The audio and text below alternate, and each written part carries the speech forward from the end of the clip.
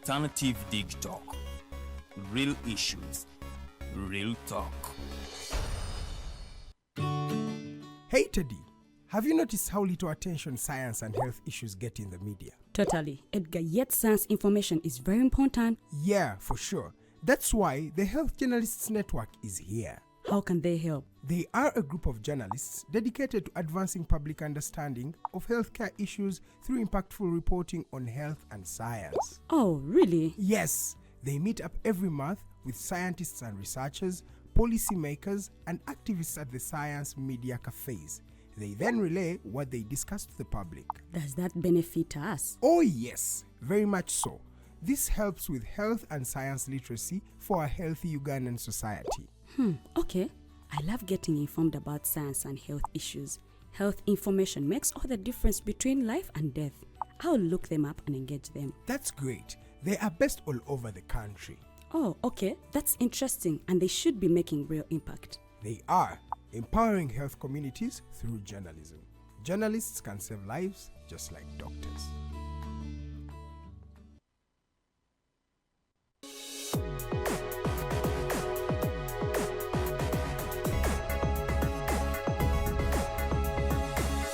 The Alternative Dig Talk.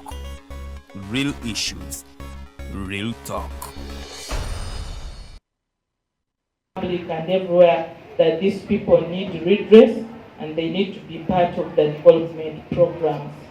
So we have educated them and we have created awareness around their vulnerability. One way that we have really achieved is that we partnered with them to petition Parliament have subsidy taxation on the sunscreens, which we together achieved. And we had massive support from the Speaker of Parliament then, and this one, we can clap for it. It was a very big achievement. Advocating for more and also working together to amplify our voices against marginalization and discrimination against persons living with disability. Under the education notion, you find that children living with albinism have several been excluded and marginalized in schools. And one big milestone that we can aptly talk about was an incident when a girl child living with albinism was studying in a school for 6 years. Not 6, it must have been 7 years or 8. And when they reached primary 7, that is the top class, they were supposed to come into the boarding section, I think for them to study more. It was at that time that the head teacher of the school informed the parents of the girl living with albinism that she cannot be part of them to sit for her primary reading examination, and she cannot join the boarding section because she's a child with albinism. I'm Peter Ogik, Executive Director of Appasaas of the Nile Union. We can work with different agencies in the government to make sure that we implement the National Action Plan. This project is not only for Uganda, they will be supporting other countries in Africa. I've talked about them. It's because of the mindset. Already now, our colleagues, when you go to give them the basics, what you really feel that will sustain them, they have great expectations. In case we have some sunscreen, the moment you go, they'll try school fees, maybe treatment, accommodation, all their problems, or maybe I had a misunderstanding with my husband. Those are the great expectations. And then also the mindset. These are people, even if you kind of like tell them we are going to do a project, we've fought so hard so that we change our own mindset, that we can do things and sustain them. For us, that's how we came out with our economic empowering project. It's called Mama Mzungu. By the way, I think I'll just share the link so that you can go there, because we have a Facebook page, Mama Mzungu, Natural Soaps. Then we also have a website for Mama Mzungu, www.mamamzungu.org. Then we have a Facebook page for women and children with albinism. We also have a website, Instagram, Twitter, all are there. in case you want to see the activities, the rescue missions, everything is there. Now, when it comes to mindset, I've been sharing about it and the great expectations. People, the projects, when it comes to economic empowerment, the projects don't normally stand because these people, they are not used, ourselves, we are not used to working that we make our own money. It has been a tug of war trying to see that you have to balance between cost of production and profit. Persons with albinism live a life of potential, a life of value, and they enjoy their freedoms just like any other person. We want to thank the Appasaas project for choosing Uganda because I believe there are so many countries out there that have persons living with the albinism. So we don't want to take this for granted, and we want to say thank you for coming to Uganda, and above all, thank you for considering equal opportunities as one of your potential partners. We shall always be available to provide any kind of support that you would need from us, whether it's information, whether it's legal support, whether it's programming, anything that you would desire to make this project work out for the inclusion of persons living with albinism. EOC is saying we are available at any time you would need us.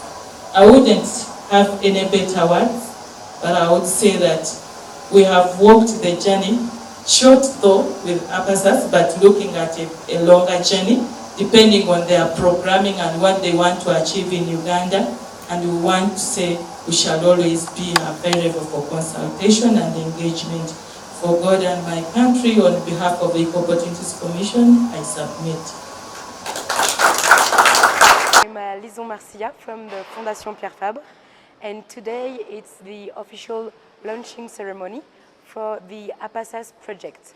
It's a project led by the Fondation Pierre Fabre and co-founded by the Agence Française de Développement, the French Agency of Development.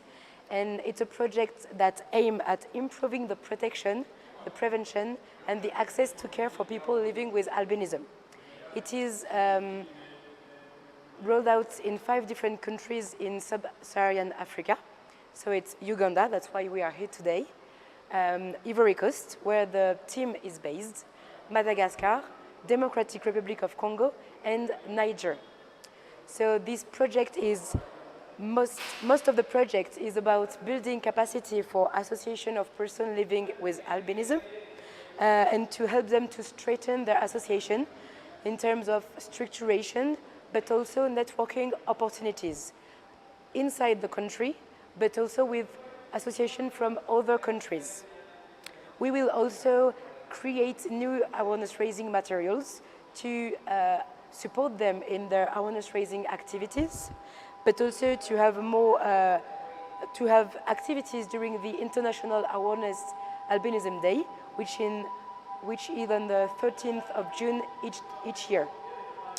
And last but not least, we will also work with the authorities and the association on advocacy for the implementation of national action plans, which has been adopted in Uganda at the national level.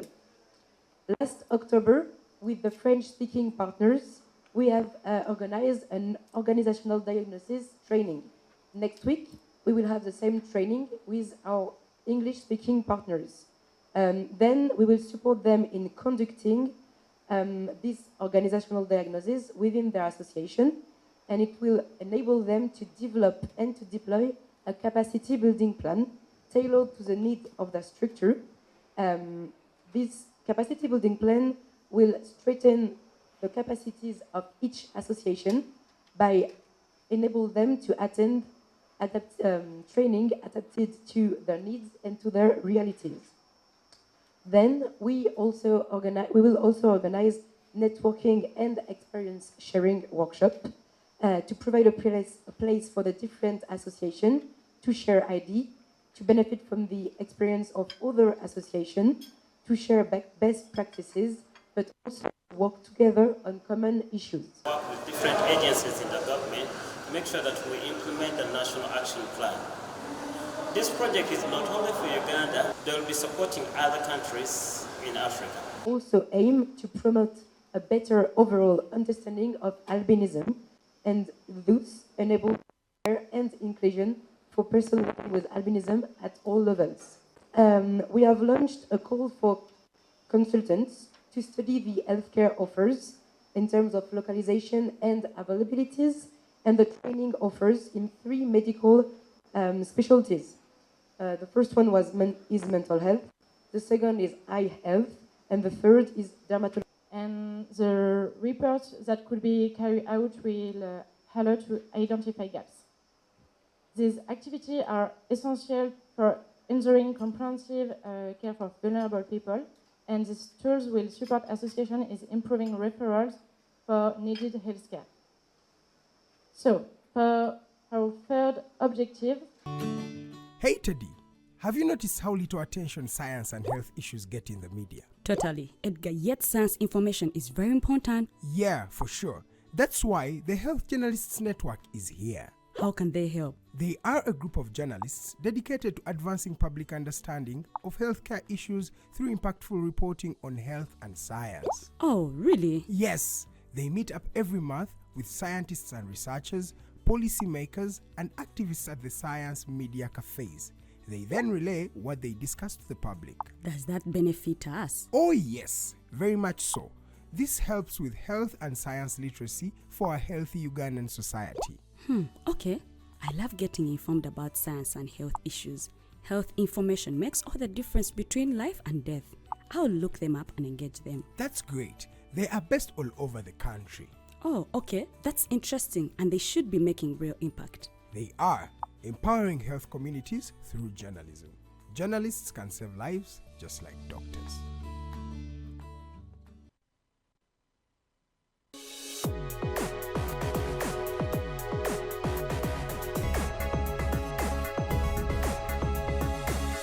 The Alternative Dig Talk.